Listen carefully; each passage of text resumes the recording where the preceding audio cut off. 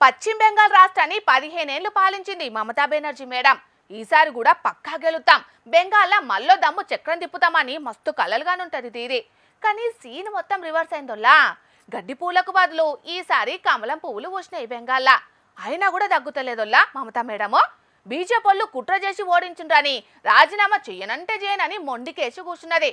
సరే ఆ ముచ్చటకేంది కానీ మమతా బెనర్జీ ఇంటికి సమాజ్వాదీ పార్టీ పెబ్బ అఖిలేష్ యాదవ్ పోతే ఓ కొత్త ముచ్చట బయటకు వచ్చి చూసినోళ్ళంతా పరేషాన్ అవుతున్నారోలా. అదేందో మీకు చూపెడదామని ఆ ముచ్చట మన జోర్దార్ వార్తలకి పట్టుకొచ్చిన.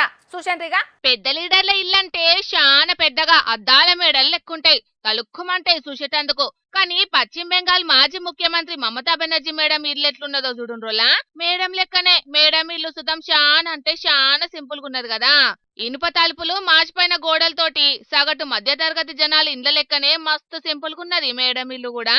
15 ఏళ్లు పశ్చిమ బెంగాల్ ని పాలించిన ముఖ్యమంత్రి ఇల్లు గిదంటే నమ్ముతలేరు కావచ్చు కదా. కానీ నిజమొల్లా ఇది పక్కా దీదీ మేడం ఇల్లేనట.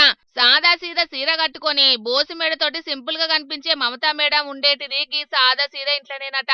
ఓడిపోయిన బాధలున్న దీదీ మేడంను సమాజ్వాదీ పార్టీ పెబ్బ అఖిలేష్ యాదవ్ సారు పలకరించేటందుకు పోతే ఈ ముచ్చట బయటికెళ్ళిందోల్లా.